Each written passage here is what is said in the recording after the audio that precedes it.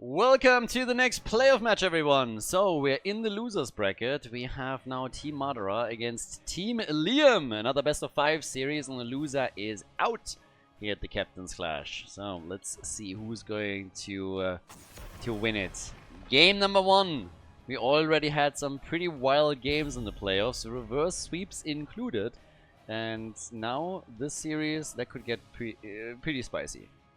Honestly, the blue team is kind of stacked when you just look at the names here. So they have some really strong players over here. We actually had to delay the start of this game just a little bit because Gia apparently had some ping issues. But to my knowledge, she just reset his internet connection and now things are fine. Let's hope that it stays that way, that it doesn't run into problems. In case that you are not aware of it, this is all playing out on the North American servers. An NA tournament. So all the games are played on the North American server, meaning that all of the European players that you see play here play cross-server and have therefore a ping disadvantage. Pretty similar to what we have when people like Madara and Cure play on the in the European tournaments. So yeah, just as a bit of a side note, might also occasionally explain a particular hero choice or why they didn't pick a specific hero. But for example, Dino has been doing pretty well with Tracer too, so even the heroes where you have to, or where you want a low ping have been picked by a lot of the guys here. But then again, the occasional misplay might happen because you can't coordinate it properly with somebody that is on a much lower ping than you are. Just a little bit of a side tangent here.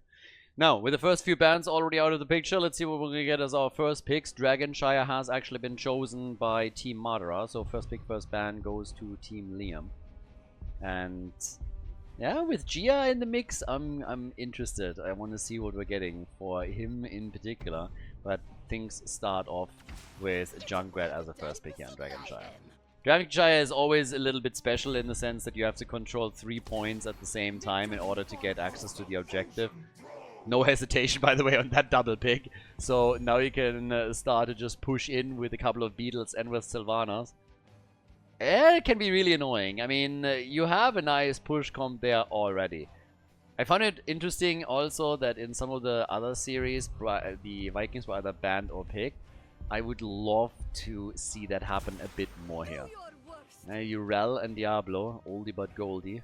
I will never shut up about the fact that during the days of HGC, for the longest time, there was like one season in HGC where there was a triple of Urel, Diablo, and Deckard Cain, and when you got those 3, I think it was actually undefeated. It was something absolutely insane, like 17 wins to 1 loss or something along those lines. Tim and I were talking about it at the time, and it was just absolutely crazy. When those 3 were together, they just didn't lose. It was bonkers. Now, that was obviously a lot of patches ago, back in the time when Blizzard, you know, still cared, when we didn't worry about the servers being shut off. Patches, by the way, for people that only played Heroes, is when the company that develops a game comes in and occasionally updates the game. For example, introduces new content, new heroes, or tweaks the existing heroes a little bit. So if you're not familiar with the concept, patches, I don't really blame you. But other games have that. So yeah, and back then they still did that too. So yeah, just as a bit of an educational side note here on the stream. You learned something. Now, Karazim gets banned, and we get our Zagara pick. Zagara is by now really a staple on Dragonshire. Her win rate is abysmal. Zagara's win rate in this tournament is absolute trash. I think she was picked 4 or 5 times. Did she even win a game? Honestly, I don't even know 100%. She might have won 1. Everything else, they just lost. So, is it going to change here? We'll see. She is definitely popular on Dragonshire, but as I said before, the win rate is currently not justifying that. We got Falstad, so a global is in play to mirror also Dehaka a bit, and then on the side of the blue team, Legacy as the support of the team, as the healer, has to come in now and make his choice. Brightwing, which is usually a go-to for him, has already banned away. So, opponent has Rhaegar, they go for Stukov. And with that, we're heading into the opening map of this best of 5 series here in the losers bracket of the Captain's Clash. Team Madara against Team Liam, and on our first map on the left side in blue, we got Madara's team with the man himself on Sylvanas, Ultralisk on Zagara, we got Naz on Dehaka, Caesar Salad on Nuburak, and last but not least, Legacy with Stukov. On the right side of the map, it's Team Liam. We currently have Kelsia on Junkrat, Tremor on Diablo, Hebi on Rega, Vespertine on Urel, and Gia is playing Falstad in game number 1 of this best of 5 series.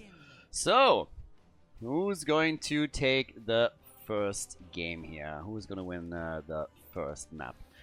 That's going to be exciting. I'm really looking forward to this series. I think this could be a great one.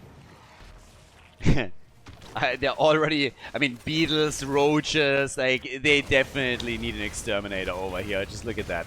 They have a pest problem, for sure. It was, like, mega annoying. Like, roaches everywhere. Blah. Yeah, I had actually, like, cockroach experience. Like, there are cockroaches in Valencia. In, like, the warmer climates, you find that stuff. And, for example, when I lived in California, they had the same there. But I didn't really know that they were in Valencia. And I lived here for, I think, a little bit more than half a year before I encountered my first one. And honestly, it was one of the most disgusting situations ever. It was just crazy. So, with a couple of friends, I went to France and participated in the bike race there. And then we actually like went back and we arrived super late. We arrived super late in Valencia. I was exhausted. I was tired. I was really just like, I felt dirty because you were driving in the car the entire day. You were like sweaty. It's late in the day and I just felt disgusting. I was like, I need a shower.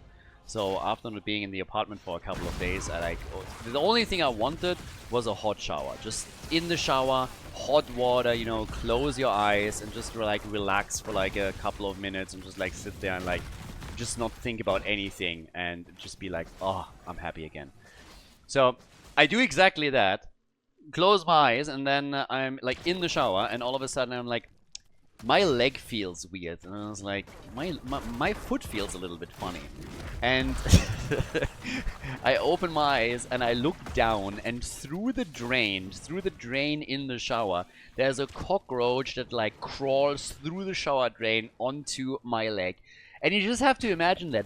I'm like totally in Zen mode, like I'm at peace with the world. Then like I feel a tingling, I look down and I see that I just screamed so loud, they probably heard it like 3 blocks down, jumped out of the shower, nearly ripped the door apart, and nearly had a fucking heart attack. It was insane. And that was my first experience with these stupid cockroaches here in Spain. I was like, okay, I'm scarred for life right now. That took at least 5 years of my lifespan. Insanity. Like, that thing must have at some point slipped in. And then, because it can't come through the drain, like, there was like a blocker and a net and everything. So it must have come from the top somewhere and then like crawled in there. And then when the water was coming, it was obviously starting to drown. But, blah, disgusting. Horrible. So, yeah. Zagara, exactly. Just slap her. You have my blessing. There's too many roaches and too much stuff here. Too many beetles from Manuburak. Riding on the crap here too. So yeah, go for all of them. You know, there's the big cockroach right there. Slap it, take it down. That's how you deal with them. Exactly. 1 down, 1 point for the exterminators here. Okay, I like it. First blood as well. So yeah, it is currently Team Clean against Team Cockroach. That's what we're getting here. Now, talking about Team Cockroach, they got now at the bottom of the map Zagara also just like zipping around, making everything dirty. That's where you need Leo with the janitor skin, you know. Somebody has to take out the trash a little bit and clean things up here. But what we're getting instead is a big fight up at the top with Urel jumping in. I'm not quite sure if that was a smart move. She should have probably jumped out. Oh, Madara gets out, not even close, calculated. Look at that. He knew exactly how much damage he did, and he was like, you're dead. So he just jumps out, they get Urel, they lose Stukov in the process, and the party continues here. Yeah, a little flip against Dehaka. Okay, so far so good. And currently things are looking pretty decent for the blue team, I'd say, at least on the objective. They got full control now. They're also about to lock in another kill, this time against Tremor on Diablo. And there it is. Diablo goes down, but it's 2 kills to 2 now. And very, very nice back and forth here. So that's a good start into the best of 5 series. I'm absolutely on board with that. A lot of back and forth between the two teams right now, just one hit after another. Teams trading kills. And now maybe the chance to go even for an early Dragonite. The man with the big arm is currently slapping a few of those siege giants around. And down at the bottom of the map, we're having Junkrat dealing with the Zagara as best as possible. Here's the channel. Nice interrupt by Nubarak. That was awesome. Kicking on Falstad, and they got the Dragonite.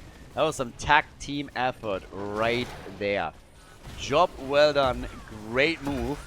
And that was actually pretty important. That was very, very nice. Moving in and stunning everyone out so that Sylvanas could complete the channel. That was a big play, and that worked beautifully for them. So we got some damage here too, taking the wall out more or less. Dragonite is still active. Again, you want to play around the Dragon's Breath as long as you can. Another 30 seconds in play. Can probably do some damage up here at the wall. Gets another one out. Nice. And could wait also, of course, for the next minion wave here too. And gets another hit out as well. Side wall is already opened up because of that. So that's already another win. That's a pretty good first Dragonite. It's early in the game. You don't expect too much to happen there. But that definitely helped them. They broke a few walls out. Couldn't get a fort. But this is still totally worth it. Multiple of the walls destroyed. So yeah, great job. Down at the bottom of the map, in the meantime, Haga gets bullied a bit. Blue team is pushing on all the lanes essentially now. They got the lineup for it too. Both with level 10 abilities at this point. Tremor. Still gonna be fine. So Tremor is still good. Here comes the mind control. Yeah. Trying into the lurking arm. They've seen this in the previous series. There's some seriously nice mind control plays that we've now seen. The combo with Sylvanas, mind control into Stukov, lurking arm is actually working very well. And if then on top of that you also have somebody that tees mind control up like Variant, Taunt, maybe a Stormbolt, in this case a Nubarak, then hey, even better, you have some real nice combos that you can execute to try and take some heroes down on the opponent's side. So, yeah, not too bad. Not really a whole lot of damage done on the red team side. 10,000 on False, that is the most that they've got so far. We have 21,000 for Sylvanas on the other side. And yeah, over to the top left, next camp taken. Maybe even an opportunity for Sylvanas to move in and do a little bit more damage together with that. At least, especially if nobody moves towards the top side. If they leave her alone a bit too long on that, then they're going to suffer a lot of hit point losses on that fort. That's why Urella's already rotating in now. But the Haka could match that. They could 2v1 her. As long as they can defend with Zagara down at the bottom of the map and with all of the beetles that get spawned by Nubarak, could do some serious damage in that situation. So, yep, the 2v1 is happening. So, well, okay. With Falstad flying in and the rest of the red team at least threatening to come in here. They're already falling back, so not going to do anything about it just yet. But as it stands, we now have a Nubarak also blocking Tremor out a little bit. They are poking at the bottom, I mean, a lot. That fort is already at 50% of its HP, just from Zagara and the continuous damage that she's been doing here. So, yeah, quite nice. Tremor, again, another engage. Here comes the flip. Diablo, though, yeah, they even gust them out. That's how, I don't want to say afraid, but that's how cautious and weary they were here, that they are starting to lose a little bit too much, so we get that out. Caesar Salad, another little attack here. But they are taking over, and they have control at the top, so they're gonna threaten the Dragonite in the middle of the map. 13 talents on both sides. Still identical kills, by the way. Now, with level 13, we also got the Virulent Reaction, so a little bit more CC from Stukov.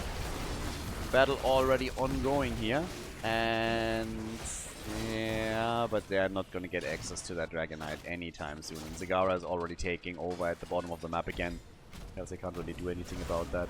So yeah, next play by them. But Zagara, Ultralisk gets barely away, and then the mind control and the shove. That was sweet. That was actually pretty cool. That was kind of funny. We're going to take another look at that in just a moment. But now they're trying to dive in harder, and Nuburak gets just murdered. They can't even get the counter kill on Rhaegar. But this is how that started.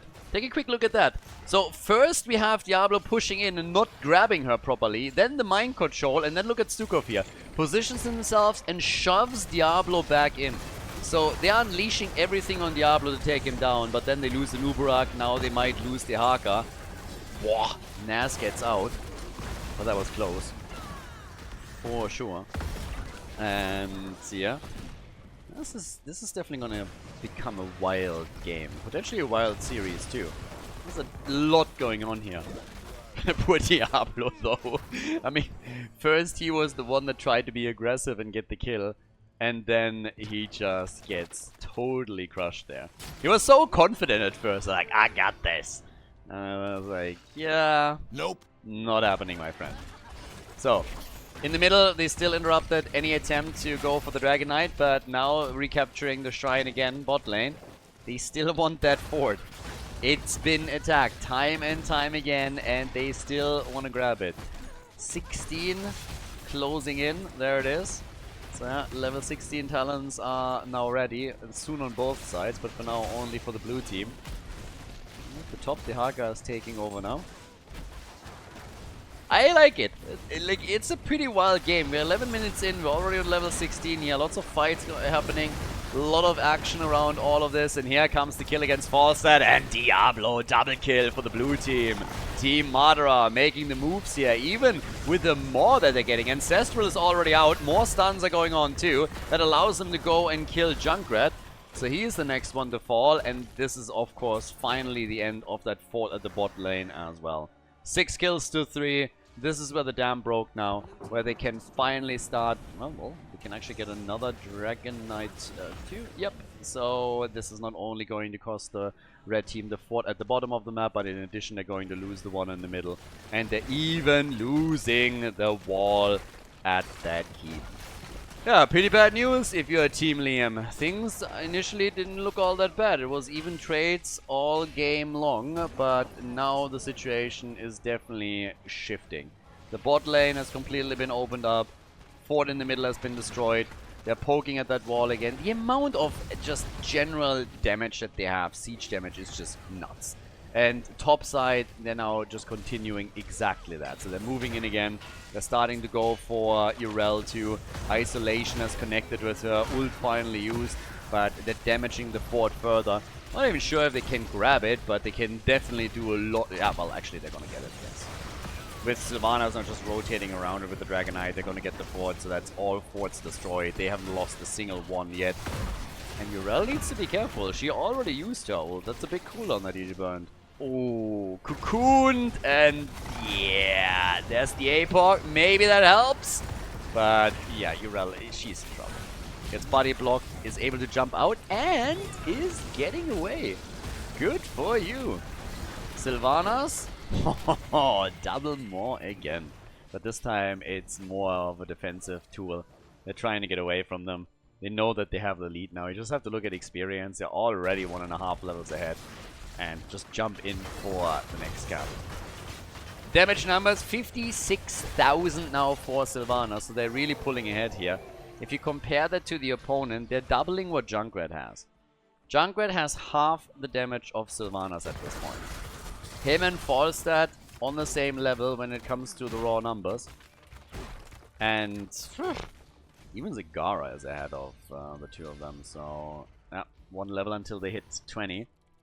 With all the forts destroyed, access to the shrines is also going to get a lot harder for them. So that's another problem that they're going to be facing. And yeah, down at the bottom of the map, this stuff is going to get attacked fairly soon with the camp. They're going to try, well, they could try and go for that keep because they have now 2 siege giants. If they had level 20, they would definitely try and do it. Now, without level 20, I'm not so sure, but they have the siege giants, they have the other camp half a level away, so if they just get the minion waves right now, they might get enough for storm talents. I would like to see that push, but it seems a bit likely? Nah, they're actually committing. The Haka is going to soon move in too. But top side, Ural is going for the fort, so there's going to be counter damage. They have to trade at least a little bit, and that's what they're aiming for. So the attack down here is taking a few hit points off that keep, but without Storm Talons, they don't want to engage. So yeah, camp is already defeated, and they're just moving back. Would have been a pretty sweet push, but at the end of the day, it just means that they lose their top fort.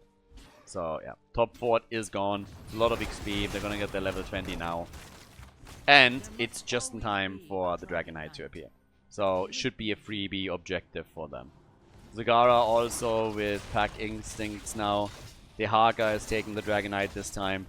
And very, very likely this is eliminating one of the keeps. Anything else would be a disappointment. You have a 15-minute Dragon Knight, you have a level 20 talent advantage over your opponent. If you're not able to make something out of that, that would be bad news. Specifically with the wall open. They don't have to break through that and waste any time there. Minion wave is also coming in. They have the beetles, so the Nubarak can spawn. So that's essentially all that you need in order to make this successful. Also, on top of that, you also have Sylvanas. It doesn't get much worse for the red team. Like, that comp is definitely going to crush them here. And yes, the fort, the keep is gone. So there's all the forts, they lost the keep. Dragon Knight still has 44 seconds. They might be able to do some extra damage in the middle. At least take the wall out. Yeah. And they will. Just a couple of Dragon's Breaths is enough. And now, if they just move a bit farther forward, they can even start damaging the keep itself. So, also not too shabby.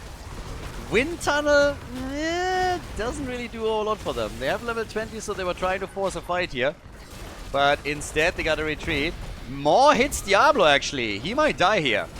Diablo is fully stacked on souls. Hellgate's out and makes it. Okay, Isolation connected with him. The Contagion. So the Haka moved in and used his ult. But couldn't really follow up on any of this. Anyways, 9 kills. Not a whole lot. But it flipped in that one team fight where the blue team was able to take 3 and then really pushed ahead here. But their opponents are now trying to fight. They're trying to find opportunities to go for this. Push in, take this out. Caesar Salad gets eliminated. So that's the end of a Nubarak. Finally another kill. Finally another kill for the red team. That went a long way for them, but they needed that. They definitely needed that kill. Tremor now also just starting to sit at the top. And trying to push them back and forcing more opportunities for the team and get kills, but he's the one that gets caught, and that shuts them down. They were trying to steal that camp away, which, to be fair, they succeeded, but they lost Diablo.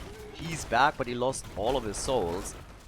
I like that they're trying to be aggressive, especially after they took a Nubarak out, but then you can't just lose Diablo like that. Now, again, it's 20 versus 20 now, so not too big of a deal, but obviously in structures they're still very behind.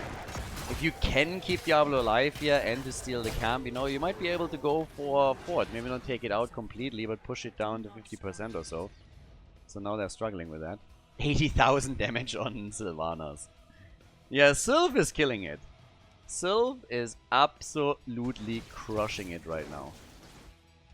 And doubling again the damage of the top damage dealers on the other side. The only one that, actually not the only one, but he died the most, Nubarak. Nubarak and Diablo. The 2 tanks at the front get eliminated the most.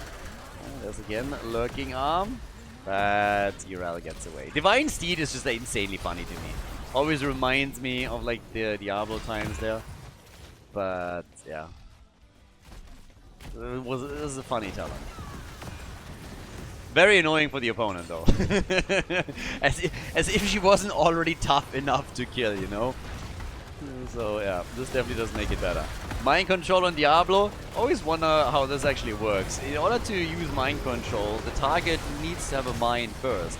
But Sylvanas gets punished. The Ancestor was on point, and there's the kill against Sylvanas. Nice stun from a Nubarak, though. But they lose Dukov, they lost Sylvanas already. Despite all of the nice little plays that we're seeing from the blue team, this fight, absolutely doesn't go their way. 3 kills against them, and, well, that's that. And this is how it started. Right there, they went for Diablo, and they just couldn't get the kill. Rhaegar was on point with his move, Now with the push that is happening at the top that needs to be defended again. That's the first little play. And of course they go for the Dragonite now. They have already bot lane control. Now they're moving in at the top. And Urel is the one that claims the DK in the middle. So maybe they can turn this. Yeah. Awesome. It was already a great game before, but it is getting better even. Yeah, maybe there's a comeback in the air. 7 kills to 7. We are dead even again. So now that the fort in the mid lane falls, Team Liam is starting to equalize the structural situation on the map as well. They're not quite there yet, but they're definitely making some really good efforts on it. So 20 minutes in, and all of a sudden a game is wide open. Will of course be even a little bit better if they now could just move in here and take that bot keep out, or at least open the wall up. That Dragonite is going to be active for another 40 seconds, by the way. So they can do a lot with Dragon's Breath alone. Burn those minion waves down, take a few more structures out, get some kicks in as well, as you can see here. But yeah, Vespinian is jumping out, so the poke against it was just a little bit too much at the end of the day. But still, that's a successful Dragonite. 2 forts destroyed with the help of it. And now trying to steal the opponent's camp away from them again. But there's the next team fight. Diablo already pushing in. They try to follow up, but not possible just now. So, this got interesting. It looked like the blue team kinda had them. After they destroyed the keep at the bottom of the map, it really felt like, okay, this is going south quickly. This is something that could end soon TM. But instead, what we're getting is just a comeback from the red team. And this is looking really, really nice for them. So, can they pull it off? Team Liam against Team Madara. They're setting the stage now for the series. Which team takes the first map? Another team fight already breaking out at the bot lane. Fawcett flying in. Gets immediately maured and pinged. Immediate maul on him. They want the isolation, and Rhaegar saves his teammate and has to self-ancestral a moment later. That could have been a disaster for the red team. Fantastic moves to save Falstad and then Rhaegar. That could have been horrible. The idea was to fly Falstad in and then, of course, get a good wind tunnel going. But Zagara wanted to shut that down immediately. Keep in the middle is doing damage, or is receiving damage from the catapult. So they gotta take that out, but whew, that was a really cool defensive play from Team Liam. Again, this could have been disastrous. This could have been absolutely disastrous for them. So, they kind of made it. Good for them. Yeah. But now that the blue team is aiming for the next Dragonite, they of course have to attempt to contest this at least in the middle.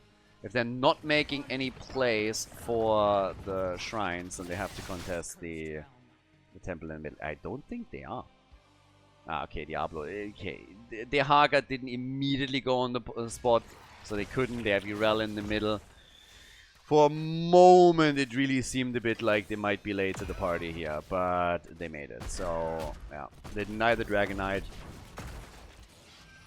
At least for now. Got level 23 already for them. Yeah. And more camps have now been taken at the top. Damage numbers have, of course, continued to move forward. Sylvana's not quite doubling the damage output of Junkrat anymore, but she's still way ahead of him. And she's also about to join the 6-digit club, so she is currently at a pretty sexy 99,000 right here. And will soon cross over into the 6 digits.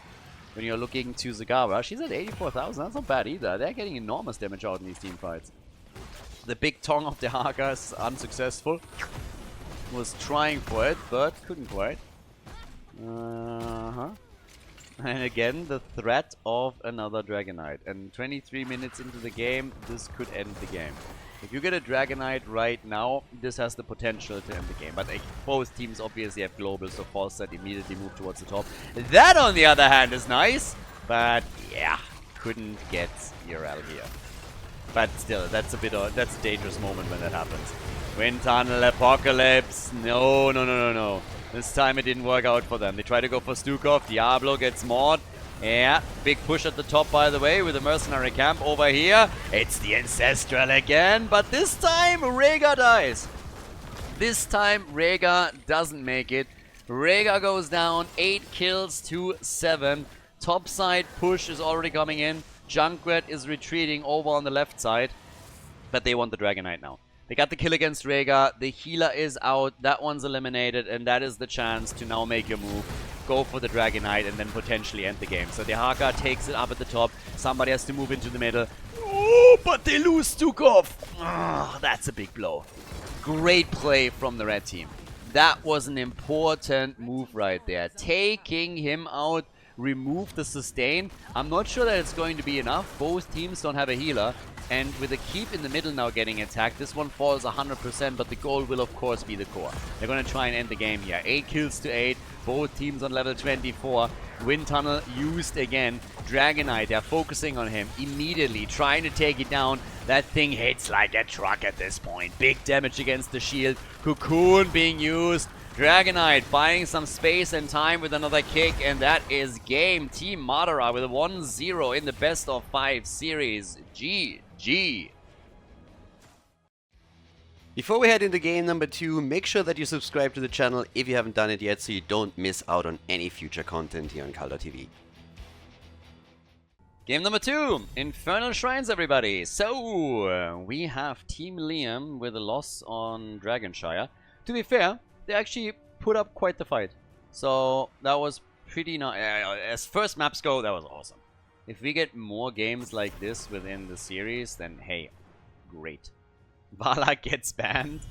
Yeah, that multi-shot Vala that they are pulling out there, right? It's actually making me a little bit sad. I would have liked Vala here. It's kind of funny. You're going from day to day where you're casting, and obviously you have so many matches and different maps that you go through. But you have a day where a hero for example, gets played like all the time. And so I'm not saying you're getting super tired of that hero, but obviously you would like to have a little bit variety there. And then you go into the next day, and you have different teams playing that have different preferences, and that hero sees just no play whatsoever. And then you see a ban coming, and it's like, that would have been a good one right there. So, yeah, I have not seen a Vala in quite a lot of maps right now. And it would have been cool to have that happen here. Jojo and Diablo, on the other hand, yeah, those are getting played a ton at this point. Or banned in this case. Yeah, this is obviously a vanilla tournament when it comes to strategy. Meaning that there's no special rules about what you can draft, what you can't draft, how often you can draft something, and so on and so forth. So just like totally vanilla tournament. So we'll Brightwing, okay. Fight time. A little bit. Get me a fly swatter. So I said in one of the other videos, these lamps that attract flies and then just like zap them, these electro thingies, they actually work quite nicely. I asked in chat if people have experience with that, and people told me like, oh yeah, it's totally worth it. So I've actually got myself one, and I love it. Honestly, they should introduce it to the Nexus. Whenever you see Brightwing, you just like activate one of those and you throw it in the middle, and then when Brightwing walks by, you know, like the magnet just pulls you in, and then it just like gets zapped there. As an idea, Blizzard, like, introduce that. Give us some extra items that you can pick up. Like, on one of the maps, instead of getting a turret, you get a fly swatter lamp thingy for Brightwing. And then whenever Brightwing flies by, you throw that lamp out, and Brightwing just, like, gets, like, sucked in and just gets electrocuted. That's what we all want. Give the fans what they want. The audience, your player base has spoken. My wallet is ready. Blaze, Junkrat, Sylvanas again on the other side. I guarantee you that there's a pretty good chance that they're actually going to ban Sylvanas out later. If game number 1 was any indication, Madara was absolutely crushing it over there. So that could happen. Would have loved to see his Hanzo again too, but they are banning tanks galore here. Everything. Caesar Sala got a Nubarak. They banned the rest. Muradin, I guess? I mean, at this point, yeah, could get Muradin, even on Infernal Shrines. Still a hero they can pick up here. It's sometimes kind of funny, because you look at the draft and like half the heroes that could be picked just like disappear from your mind. I've been talking about this in the context of Hogger. There's so many games, you know, where I'm thinking like, okay, what side laners are still up? I'm like going my head through the side laners, and then somebody picks Hogger, and it just like never really occurred to me. It's because he is the newest hero in the Nexus. That's probably the reason why. I mean, he's the latest addition, and I just haven't adapted to that yet. This is just what it is, you know. Like maybe when we are having like more, like maybe it's been here a little bit longer than at some point I might notice him. But so Leon Stukov. So we got a lot of slows actually, a lot of control, a lot of AOE. Here's Muradin as more or less expected, and Gia is going for Genji as the final pick. Quite a bit of Overwatch on that team. More Overwatch, more strong. And then on the other side for Ultralisk, what do we get for the Germans? Are we gonna get the tank? Where's Sergeant Hammer? Haven't seen Sergeant Hammer in a hot minute either. More likely to pick something like Tracer than Sergeant Hammer. But then again, Ultralisk is a Hammer player. We get Thrall. Frontline. Triple frontline for them. Infernal Shrines, map number 2 in the best of 5. Let's go. Second map in the best of 5, Team Madara in the lead now. On the left spawning with Madara on Sylvanas. Well, we get Caesar Salad on Anubarak, Naz on Leoric, Legacy on Stukov this time, and Ultralisk with a Trolling Thunder is playing Thrall. So, on the right side, trying of course to bring this back now, we got Junkrat played by Kelsia for Team Liam, Hebi on Brightwing, Lee himself on Blaze, we got Tremor on Murden, and Gia is playing Genji. The man doesn't need talents. I don't need no talents. Nope. No talent for Gia. Okay, now he has talent. There we go. Alright, took him a little bit longer. Had to read the description first. That's what happened there. Totally. Now, can they... It's a trap. Chinese push meta is already happening. Trying to push with Sylvanas a little bit, and Nubarak is anchoring, so it's all about trying to get the initial Sylvanas value. Yeah, didn't get too much. They blew the minion wave away, but it's not like they actually got anything done here. The hope, of course, is always with a play like this that you get a tower destroyed. If you can get that much done, then hey, awesome. But right here, yeah, the reaction was a little bit too quick, even with the Nubarak anchoring the play, trying to slow them down. But they are absolutely in the face of the opponent's team, aren't they? Team Madara is starting to take control here. It's like, alright boys, let's go right from the beginning, be a little bit aggressive here, and just say like, hi, we're there, and we are ready to tango. Now, with... yeah, Nubarak, the foreman is already moving around here pretty aggressively, looking for kills. Leo is joining the fun. It's a 5-man. Yeah, the rest of the red team is currently taking a camp. Junkrat is still busy doing that after Brightwing portal in. Yeah, but nobody got a kill yet. And, well, we have already one camp taken. There's still a neutral camp that he could also attack if he wanted to. So there's another one to potentially claim. Yeah, Murden currently sitting around here. But at least one mercenary camp has now also been claimed by Team Madara. So far the aggression in the early game hasn't played off that well, with them running 3 frontliners that can of course re-engage into these battles. And Muradin is not going to like that later either, because we are likely going to get some pretty sweet synergy with Alpha Wolf on level 16 from Thrall. And then whenever they get a hold of Muradin, they are going to likely murder him fairly quickly here. There's going to be a few drains on him too, so he is not going to enjoy the later fights. Maybe not even the early ones. There's a wolf into a stun, and Tremor is forced to jump out. So Budget Gimli is already on the retreat, as Blaze is taking the camp. Leo is now moving in to do the same as the objective gets announced. So, yep, all about them top lane pressure plays with Shaman camps. But we have the mid lane Shrine activating. So Mortar Punisher is the first one that we're going to get in this game. And who's going to take it? Teams will aim for level 7 before they make big plays. With Frost Wolf pack taken from Ultralisk, is of course going to be also very cautious throwing these wolves out. You don't want to lose your stacks here. You want to complete that quickly. Pretty nice for the mana management too. Nas gets attacked here, needs to go back out. Ultralis. They have taken control of the shrine pretty quickly, but they're not too far ahead. It's only 12 to 6 on the shrine minions. Nobody has level 7 yet either, so they're full. Oh, good stun. Good stun. Wolf follow up, and Muradin is dead already. I mean, I expected him to struggle later when they have a few more tools against him, but he's already in trouble here, just getting CC to death at the front. Those are the moments when you just can't, when you can just take your hands off the keyboard and just admit that there's nothing that you can actually do anymore. So now with this one kill, they get not only an earlier level 7 talent, but they also have the objective. And it's an Arcane Punisher, my bad, I thought it was a Mortar. Yeah, sorry. Did not look at that properly.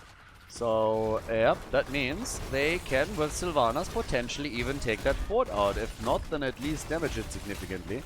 So, there's time for a couple of moves to be made. That gate and wall is already gone, the towers are falling, and the Arcane Sentries are still doing a bit of work here. Yeah, the nightmares. Too many a hardcore Diablo 3 character being lost to Arcane Sentries. Yeah, those were the bad days. And now they have Diablo 4. I heard that they patched it. Honestly, after they released it, I played my first hardcore character to level 100 in the initial release, and then since then I haven't touched the game even once. Like, it is so insane for Blizzard release an alpha like that or beta and just like use the paying audience as guinea pigs to try and like get their game. Oh my god, these people are so out of touch. It's just insane to me. You know, if Diablo 4 has proven anything to me, it's that Blizzard doesn't play their own games. They just don't play their own games. They dabble a little bit. They have like some Karens that dabble a little bit in some easy mode campaign stuff, and that's it. But they have absolutely no hardcore gamers anymore that actually play their games properly. Like these campfire interviews that they did back at the time, I've never seen such an embarrassing shit in my life. I mean, honestly, wow, the cringe. It's just like, really, you work in the gaming industry? Are you joking? Unbelievable. Go and make some mobile games. That's maybe an audience that you understand a bit better. Anyways, Sylvana's gone, and level 10 is approaching. So each team is there with one kill. The camp claimed down at the bottom of the map. And can they invade that? Should they invade that? I'd say no. That's a ripped tire. Thrall at least completed his quest, but yeah, that was just another stagger death and something that they definitely did not need. Yeah, so that's now 2 kills to 1 in favor of the red team. I'm fairly happy with how the series goes so far, because game number 1 was already a back and forth, and it seems like game number 2 is going to follow the exact same pattern. I'm absolutely here for it. This is the kind of even matched games that I want to see. Now, we have still the red team with that extra damage in the middle after they got the first objective, so that still counts. But no team has taken a fort out yet. And, well, Team Liam is at least saying, hey, we're here to play. We're not just going to give this one up. So, yeah, it's a nice little back and forth, and it's probably going to show us then with the next objective who's going to start taking the lead in the mid game here. Shrine gets activated, this time we're talking top lane. So they can already go for their shaman camps if they want to, and try and get that top lane fort down. And of course, now that we have level 10 abilities, it's also a very different beast.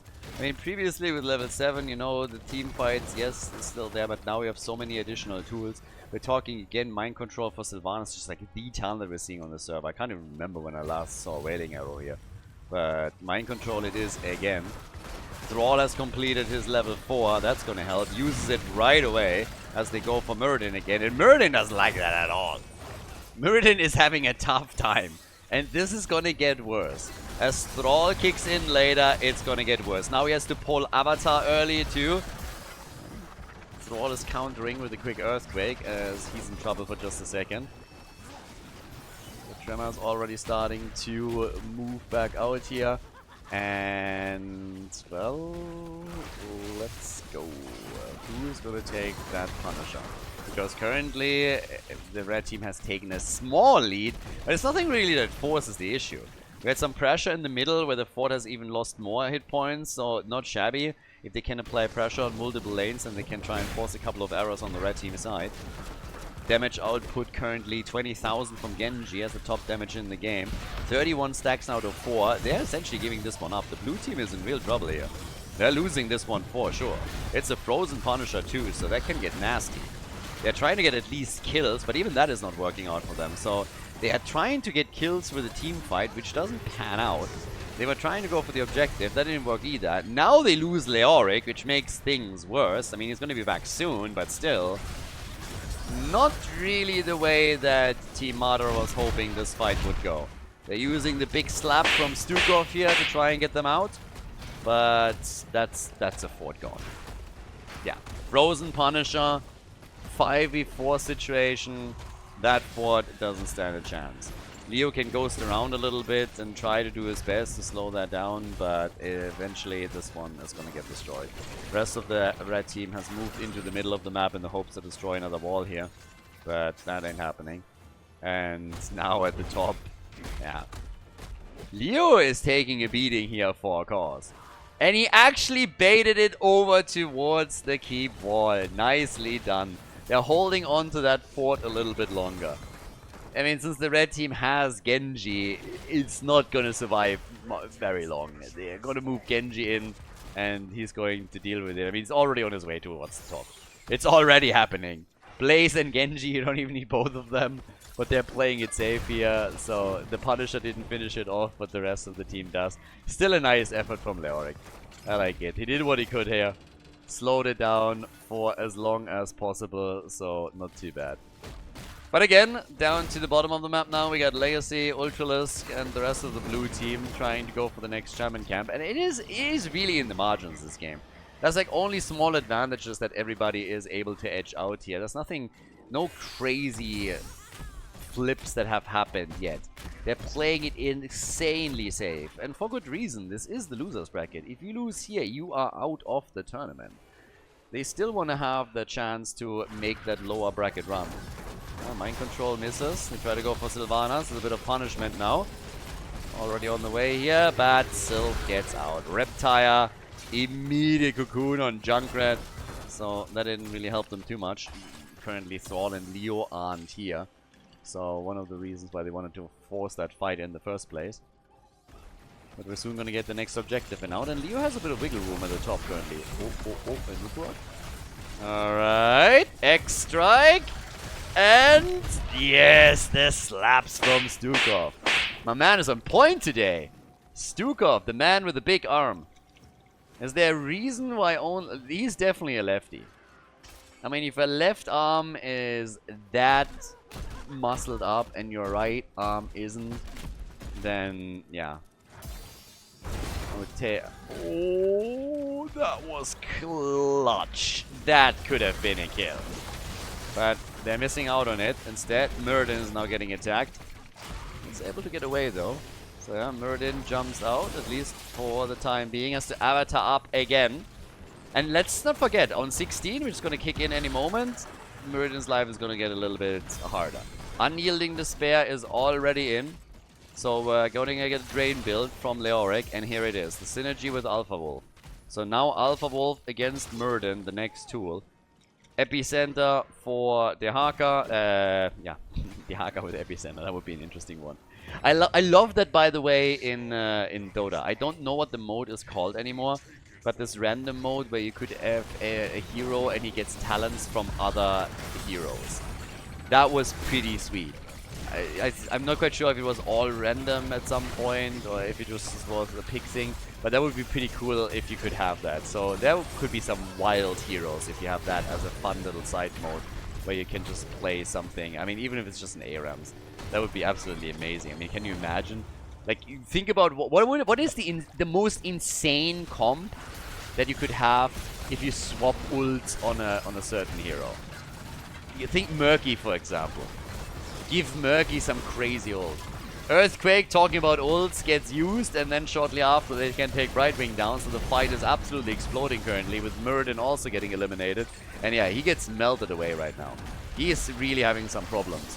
You have the Drain follow-up on Leoric, so he went full Drain with this build on 16 as well. And then you have Alpha Wolf now, that puts enormous pressure onto the front line. And Mirrodin has already suffered the consequences. They took the fort out without even having to use the Punisher. And Naz is getting easy access now to the Shrine minions because the opponent has already lost 2 of their heroes. And instead of just helping him out or doing anything around it, what the blue team does is they simply drop down to the bottom of the map and say, alright, we're going to take down the next fort even before the Punisher is in. So they are maximizing this as best as they can. And, yeah, tricky spot for Team Liam to be in. And look at the numbers alone. Just on the numbers, they're not really, again, it's not big. 3 kills to 3, 17 to 17. It's really the structures on the map currently that make the biggest difference. They kept it at 39, so they didn't want to take it right away. So they keep it at 39.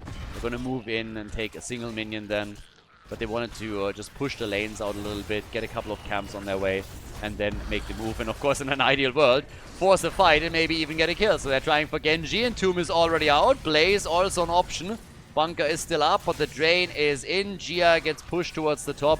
And that also means that the team... Oh, Mirrodin, no!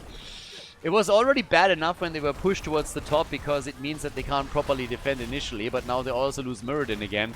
And that is just horrendous. Mirrodin died for the 3rd time now. And it's exactly as I predicted earlier. With that triple frontline against him, with the drains from Leo, and then also the synergies on Thrall, he's just struggling. He's not surviving through all of this. If he gets targeted and isolated, he gets absolutely murdered. And this leads to a quick keep that gets destroyed here. And they're just doing so much with this. They have the numbers advantage now, and they're diving in for the core, hoping to end the game right here. In comes the mind control, into the lurking arm. There's the drain, and they basically eliminate Blaze from the fight. He doesn't die, but he needs to retreat. The core is already falling. They're trying to just bait the Punisher around however much they can, but it's just not happening. It's a 2-0 lead in the best of 5 series for Team Madara. Nicely done. GG. Well played.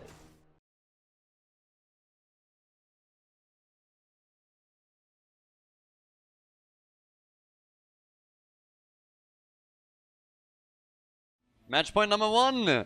Madara against Team Liam. And we're going to Towers of Doom. Honestly, I haven't really seen too many suggestions of this. What hero could you see being like OP with a different ult? But just for me, myself, imagine Murky with Taunt or something like that. Or just like the most silliest stuff. You give Stage Dive to a weird hero. Or, I don't know, give something crazy to Abasa. the possibilities are endless. I talked about it during the last map, and it's just like in my head, there's like so many silly things. Yeah, Abasa with Gorge or something. Like the slug comes in, gorgeous, tunnels away. Like think about that for a second. You just like go in with a slug, you gorge, and then you just like tunnel away to the other side of the map right underneath like a keep or something. So yeah, you could go for some really fun stuff there if you had like a mix and match mode. But yeah, this is vanilla heroes, so now we're heading to Towers of Doom. Did I tell you they would ban Sylvanas? I told you already as we were in the draft of map number 2, and there it is. We have Sylvanas banned out. Hunt Abatha. You hunt in with a super slug, and then the slap happens. Oh my god, you can make so much dumb stuff happen. Hunt Abatha. I'm sure there's other heroes where you could go also like for hunt or other crazy engage tools. But yeah, Judgment Abatha. Oh my god, like honestly, the ideas are endless. With the Vikings probably as well. Imagine like all 3 Vikings having Judgment, and you just like judge everybody. Anyways, like I'm getting completely lost in the rabbit hole here. We have again the double ban on tanks, so they are again targeting the front line on the red team side. And with Sylvanas now banned out, that also means that Madara has now he has to deviate a little bit away from what he did previously. So we could now see his Hanzo play, for example. With this being Towers of Doom, the Haka again becomes pretty big. Falls that another option for the teams here as well, but we have the Haka as our first pick immediately. In the selection screen, I gotta say, this like toy Dehaka skin set is so ugly. It's so incredible. I think the Bumblebee skin is probably still the best one. So the one that I personally enjoy like the most. That one's kind of fun. Like the Mecha Dehaka, that's pretty cool. So when it comes to the Haka skins, that one definitely is pretty up there. We get it. Ooh, that seems okay. So what happens now? Ban Vala pick Suljin. Is that what we're looking at? Uther as a main tank and of course healer, and then Stukov as the actual main support. So that's already big. But they committed to this quickly. Now that's a ban on an auto attack. Unless of course they ban Suljin and pick Vala, which they don't. So Junkrat and Malfurion it is. But I would be very surprised if the red team wouldn't ban one of the auto attackers now. They kind of have to, given what we're seeing here. But the situation is still the same. If you commit to the double support to this right at the beginning of your draft, then you don't care what your opponent bans. You're like, we have multiple options. We don't care. Normally you would say it's a stacking hero, so Suljin or Vala. I mean, normally Vala, and then if she gets banned, you pick Suljin. But I'm not so sure. We might see something completely different here. Vala gets banned, duh. And now my question. Are they going to go for Suljin, or is it something else? Like, I don't know. Cassia. Is that worth it? I mean, the immediate reaction would be Suljin. And I want to see it. Come on, pick. You can't tell me you have to think about this. Ah, it's Cassia. It's actually a little bit sad. I was hoping. I had my hopes up here, but nope, we get Cassia. Maybe Nas is taking it, but I was kind of afraid that would happen. And Ultralisk apparently is a fan of Thrall again. Goes for Thrall once more. Just basically daring the opponent to now come in and take Muradin again. But we don't have Leo for extra drains. They ban Stitches. So another hit point heavy one taken out. Jaina. Garrosh and Jaina. Alright. The Frost Queen is in the house. And now the final choice. The Vikings! Yes! Okay, it is Viking time. We have our strong four-man, and now we got the Vikings. Towers of Doom, everybody. Match point number 1, game number 3. Match point number 1 for Team Madara on the left side of the map, and we got Madara on Cassia. We have Ultralisk on Thrall. Nas is playing the Vikings for us now. We got Legacy on Stukov, and then main tank Uther, played by Caesar Saladin, obviously also at the same time. The second healer for the team. Whereas on the right side, we got Kelsia for Team Liam with Junkrat, Vespertine, aka Liam is playing Dehaka, Gia on Jaina, Tremor on Garrosh, and Hebe is playing Malfurion. It's all about the four-man. They're drafting the Vikings, and you always want to have a strong four-man when you do that, and then the four-man is trying to push the lanes, be aggressive as much as they can. The Vikings hold the experience on the other lanes. And that's kind of the game plan here, at least for the earlier stages. So they want to try and gain momentum through that. Gotta be a bit careful with Garrosh, hoping of course to catch someone here, but with all the sustain that they're running, we should have a good time. It's always a little bit sad when we then have someone that is supported by 2 healers as Cassia not go for stack quest talents. Instead we have charged strikes here. So it's still really powerful, don't get me wrong. But it's for all the dings. The dings are superior. Ding, ding, ding, ding, ding. We need those 100, 200 stacks and then just a total slaughter and carnage. But a bit of displacement. It seems like Madara is not going to make it. Nope. So, despite the 2 supports with him, Madara gets flipped by Garrosh and then also bounced a little bit further by Junkrat, and that is the end of Cassia. So, the game starts with Cassia getting destroyed. Can they start a bit of a reverse sweep? That's the big question for Team Liam now. Losing 2 in a row at the beginning, definitely not great, but hey, we've seen reverse sweeps in this tournament, so maybe we can see them again. Maybe they got a chance here to start it right here with a win on Towers of Doom. I mean, if you want to reverse sweep, you have to start it here. There's no other way to start it. This is the one. If you can't make this one happen, then yeah, you're just out.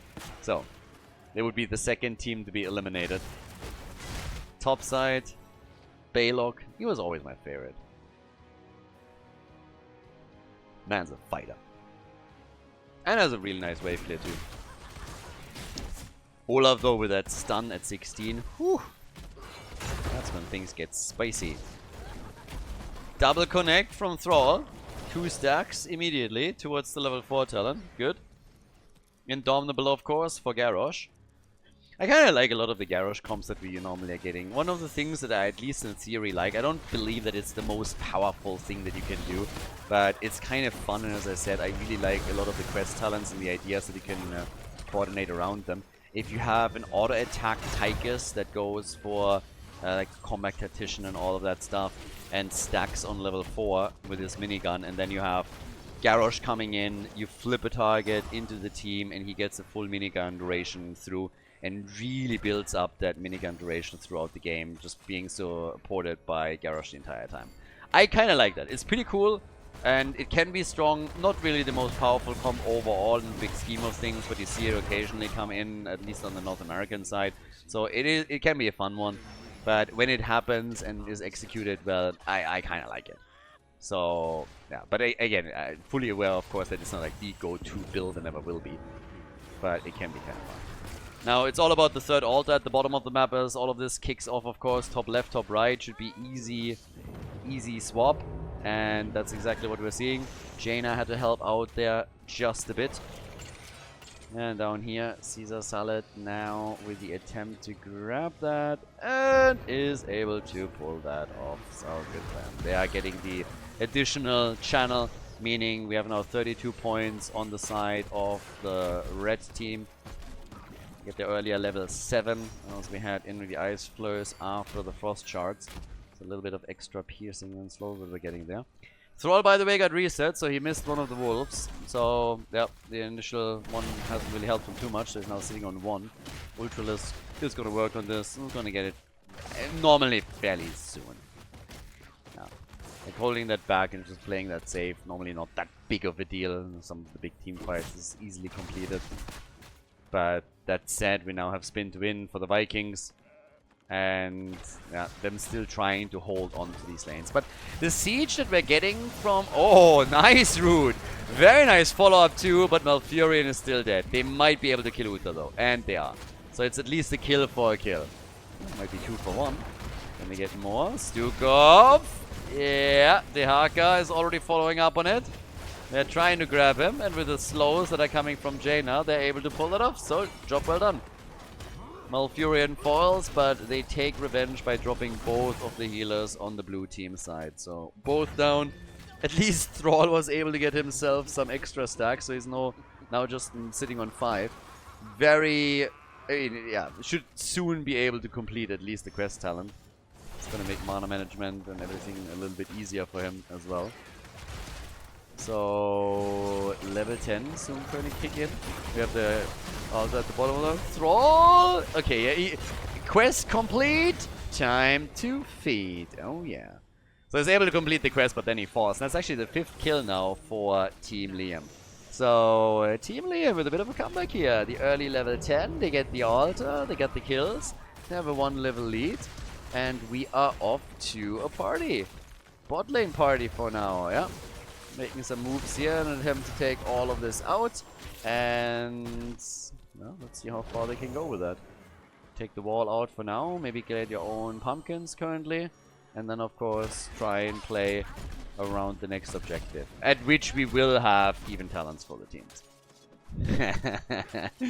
Yeah, well, the Haka, they're not going to get him. Not that easily. Especially with now also Jaina moving in. If anything, Ultralisk is falling a bit into a trap for a moment. Yeah, but they didn't have the rest of the team there. So Ultralisk has to actually fall back. Water Elemental was even used. And now they could still go for that fight. Rotation towards the top is happening. Gia, though, making some really sweet plays with our little Lady Frost over here. Nice little attempts and nice little traps by him too. Might not all work out, but still. They could have killed Thrall. The Haka needed a little bit more trust here. He didn't believe. Well, by now we're having on the damage numbers 15,000 for Jaina. Our girl is taking the top spot. Yep, Cassia is on 11k, so Junkrat is the only one that pushes into the top 3 on damage. Okay, we are getting the camp over here. And then just the question, next objective is just going to be a trade. Nowhere's going to be a play there. 13 downs are going to soon kick in. And with the double support, they need some big sustain fights. This is like kind of composition where you want to have 5 versus 5 battles, or in this case, initially 4 versus whatever, before you get the Vikings in after level 16. They're interrupting their game. Oh, that was a nice... Oh, ho, ho, ho! Okay, alright. Now we're talking. Sundering, baby. That was a clutch one. I like it. That was very well done. That too. That's actually big. Liam, that was big. Loses the altar, so it's still a win for the blue team. But that was still huge. That was a very nice kill against Thrall. But also, initially, this was... I mean, look at this one. Right now, that was a pretty nice Sundering. Just perfectly executed. And a really, really neat play by them. So... kudos, plays from both sides. That extra altar made it totally worth it though. So, yeah. Now, down at the bottom of the map, what we got by now is still some extra pressure on that bell tower. That was already pushed in, so the hope is of course to take full control over the bot lane as soon as they can. Even attempting to steal that camp away, or at least they're nibbling around the edges a little bit. Yeah, level 13 talents are about to be ready. The next altar phase is also going to be a single altar in the middle, so there's definitely going to be a team fight around that. And with level 16 being next, it also means that we're soon going to get, soon, in 3 levels, we're going to get the extra stun from Olaf. And then the Vikings will very likely start to participate in a couple of those team fights. So, yeah, at least that can be expected. But right now, at least it's 6 kills to 2 in favor of the red team, so team fights have been going their way, generally speaking. Yeah, but they are down to 24 points now on their core. So 24 points on the core, falling a little bit farther behind there. It's going to be interesting how that altar in the middle now goes, because for that everybody is likely going to throw out whatever they have. The only difference could, of course, be an early level 16 talent for the red team. And that's actually not out of the question. The altar is already active. But even if they just delay this a bit, they could get to that point. So, yeah. Something to at least keep in mind a little bit. Just delay tactics alone would already help. And they picked also piercing on Jaina, obviously, for a reason. So even if somebody is trying to hide there, if she gets just in range, they can definitely interrupt that. And there are tons of heroes, Junkrat for example, that are even better at trying to keep the opponent at bay. And nobody's really making a move for this yet either. So the red team is delaying this long enough so that they are grabbing level 16 talents. A little attempt to go for Stukov. Garrosh gets shut down for a moment. Middle of the map. Yeah, Thrall is doing his thing as best as he can against the Haka here. But now that level 16 talents are available, the red team is going to make that play for the altar and it's going to get those 4 shots fired. Nobody's interrupting that much. Maybe the Vikings, we could have seen 1 or 2 of the Vikings, you know, sit there and try and slow things down, but the shots have now been fired. Blue team is going to get their own level 16 talent, and this is really then, as I said before, where Olaf is starting to get a lot more powerful in team fights with that stun that he can add, and then they're going to make this happen a little bit more. Nice connect on the Wolf. Problem is that Gia is coming in to help out. Water Elemental is already out. There's the slow, and yeah, Ultralisk, unless he gets licked here, is going to get away. Tried for the Vikings. There, Uther. Uther! Yeah, bye-bye, Gia. Jaina's not making it. Nope, that was a very, very good move from the side. Flanks in. And Jaina just didn't see that coming. They weren't aware that the rotation was on his way. So that's the end of Jaina. And down at the bottom of the map, Riptire straight to the face of Stukov, who goes down. They're trying to come in on Cassia. Divine Shield from Uther saves the day, and now they're trying with Thrall to turn things around again. And Thrall is actually doing work here. So Dehaka helps out, but this battle is not over by any means. Again, Alpha Wolf is ready. Thrall barely making it out, but it's also the red team that was dodging a bit of a bullet here. They could have lost multiple heroes in that fight too. So on 13 we got the Hunker Burning Olaf, so a bit more damage as well on the AoE. Oh, Sundering! They really want these fights. I mean, he is forcing a lot of these battles like crazy. The man wants to brawl. Yeah. Damage output, where's Thrall actually sitting at? Thrall is currently at 22,000. It's not crazy if you compare it to Cassia and you compare it, I mean, even to the Dehaka, Junkrat. Dehaka is actually top damage for them. But it's the utility too that they're getting out of this. So there's a lot that is coming together for them with these plays. They're getting pushed at the bottom of the map. Bell Tower is still securing them here. Warlord's challenge, alright. Ult from Cassia. Dehaka is stealing the top. Dehaka just stole the top left, and the Vikings are falling here, so they're likely going to get 2 out of the 3. Bottom has already been channeled. Is somebody rotating topside, or they're just attempting to take the bell tower out? Well, yeah, they realize they lost it. They don't have enough time to move towards the top. So 2 out of the 3 altars get taken by Team Liam. And that puts them dead even with the shots now fired on core points. 20-20. I absolutely love how every single one of the games that we've seen so far has just been so close. And it would be I mean, honestly, as much as I say the blue team deserves a clean victory here, I think we deserve more than 3 maps. That's just my personal opinion. These games have been awesome. They've been doing work on these. So, yeah. But then again, at the top, Ultralisk is still defending here. Thrall has been all over the place. Down at the bottom of the map though, things are going south for the blue team. Stukov with a big slap. Still slow. The utility from Jaina is fantastic for them. And Legacy gets still away. But Pumpkins connect and they're gonna get that bell tower. Pumpkins connect, bell tower is claimed. I gotta give credit to Gia. He died a few times when he got flanked. I mean, he got targeted very heavily twice and died both times. But the utility that they get in this team from the slows that he brings to the table are also pretty... it's pretty enormous. It has a huge impact here. Damage output just set aside for a second, but with 36,000, Gia's obviously looking very good on this turn. Now we got a double altar phase kicking in, and that's where it could get... they go... They know that the Dehaka is there, but now they're going for the boss. And I don't know. Woo! That is going to be a big fight. Yep, they go for the boss. Sundering is out. There's the follow-up, and they claim it. Boss is taken. Can they get more? Doesn't seem like it. Boss is taken. Altars are up on the map. Vikings are already in position to try and interrupt and stall for time. Level 20 talents are only available for the red team, though, so that's a problem. Yeah, they try to go for the Vikings. Eric is quickly taken, and there's another interrupt from Ultralisk. Down at the bottom of the map, it's actually Olaf that is making the play here and is trying to delay them further. They're getting closer to level 20 themselves, but I'm not sure if they're going to hit it in time. It's going to be difficult, especially with the Vikings now falling. Junkrat's going to get this one 100%, and Tremor does the same. And that's 10 shots off the core. They're putting the core down to 10 points now. 5 shots with every single altar that gets channeled here. And there's a second wave that comes in. Yeah, big plays from Team Liam now.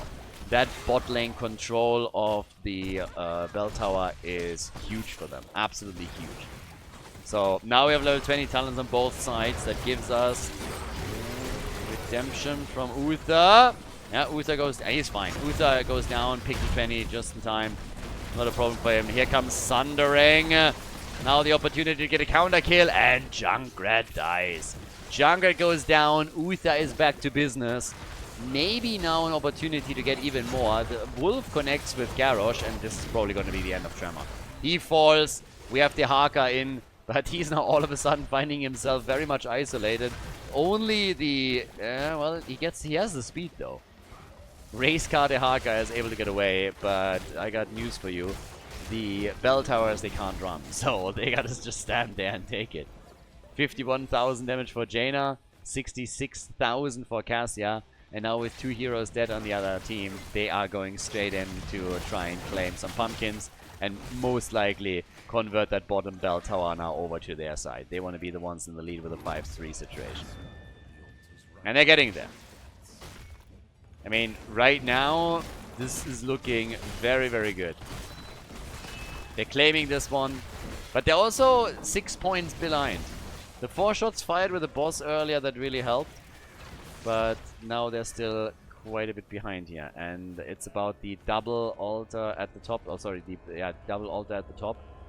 If they claim only 1, then it's going to be 11 points to 7. So in an ideal world, you try for both, but you have the sustain and you have the Vikings that, of course, can easily on the left side channel that through. If they get it, that would make for a very interesting late game. I mean, it's already wild. But everybody's poking, and there's the channel. So the 3 shots get fired. They weren't able to interrupt. They weren't able to do anything about it.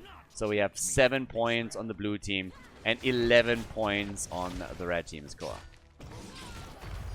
This could likely go down to the wire. I mean, 10 kills to 5 now. So, even on that count. But at the top, Dehaka still playing with the Vikings a little bit here. As down at the bottom of the map, we have the blue team attempting to defend the bell tower. And try and get a kill. And indeed, they get one. They take Garrosh out. The Riptire gets destroyed. Garrosh has been eliminated. That was a massive kill. That kill was huge. There's a single altar spawning next, and I guess you still have the boss up in a minute and 10, so there's that too. But only 1 altar, so what you would like to do here is try and get additional bell tower control. Get more bell towers.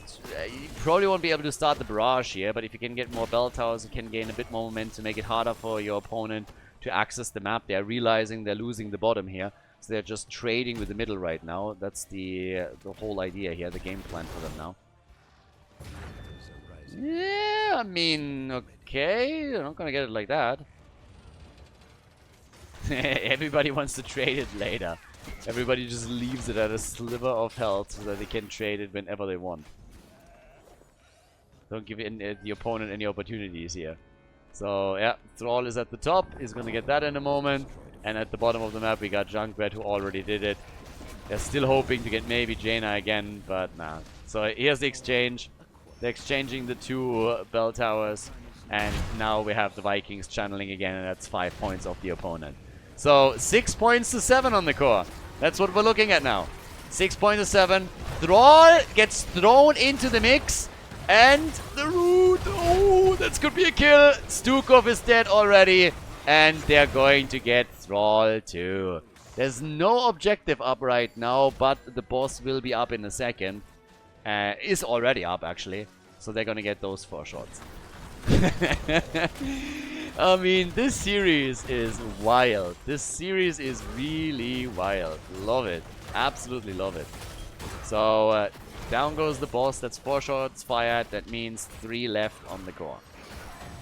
They have to retake the bell tower as well. I mean, technically, I guess they don't have to anymore because they have 3. So 1 altar channel is all that they need in order to win this, but still. Or a pumpkin camp. Vikings with nearly 200,000 siege damage. Same for the Haka. 84,000 damage for Jaina. Same damage as Cassia, roughly. Yeah, Eric gets attacked again. Bell tower in the middle. Just leave minions up to do as much as they can. Down at the bottom, this is the part where they're of course going to try and take out that one and get full control here, at least as much as possible. With Thrall back in 2 seconds, the next team fight is likely going to decide it. I mean, boss isn't up right now, but we got a double altar now. And even if they grab this, it doesn't really matter in the long run. The point is, the blue team needs to win both of the altars anyways. If they lose a single altar, they lose the game. If they win both of the altars, they win the game. So that's the situation. You need to win the team. Whoever wins the team fight and wins the altars wins the game right now. Unless, of course, the red team just sneaks one in, but I don't see that happening. Blue team could sneak one in with Uther Divine Shield, but yeah. Malfurion with this ult. Nice damage from Cassia again, just forcing them back too, of course. Coming in with the ult play. But yeah, nobody's channeling anything just yet. Top side, a little bit of damage by Nas. He's gonna go down, but I don't think they're too worried about it. They have, oh, actually they don't have the ult up. 30 seconds until that's back in. So yeah, the big slap, alright. Slapperino, first few shots are fired. 3 shots are fired. Both teams with 3 shots on the core. Whoever wins the bottom altar wins the game. And they have Divine Shield not up anymore, or they could have cheesed it. They could have started it and then used Divine Shield in order to get the last bit through. But that option is now out. They don't have that any longer. The Haga came in. Vikings are still trying to channel and will continue to do so throughout all of it. But now things are gonna get wild. Continuous Viking attempt. And Junkrat gets one grenade through. Again, the Hagas rushing out. Caesar Salad, they killed Garrosh. Garrosh is down and Junkrat is down. No way, they're actually pulling it off. They're pulling it off. The interrupt happens, but it might cost the Haga his life. They're taking full control over the bottom here. Uther is down, but he has redemption. And they are going to win the game here. Vikings with a double channel. Nobody can interrupt anymore. It's really going to be a 3-0 victory. They take it. It's a W for Team Madara. Team Liam gets eliminated from the Captain's Clash.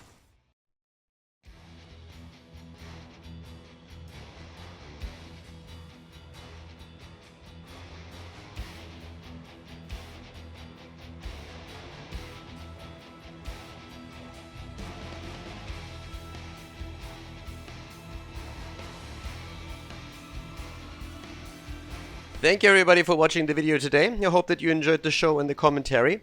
And keep in mind that the spoiler protection that is going to run for the rest of the video is made possible by all the support on patreon.com. So guys, if you want to support my work, if you want to help me start new projects and keep the spoiler protection in place, please consider heading over to patreon.com/Khaldor. There's also a link in the YouTube description and check that out. Thanks in advance and see you guys next time with more esports coverage here on Khaldor TV. Have a great day.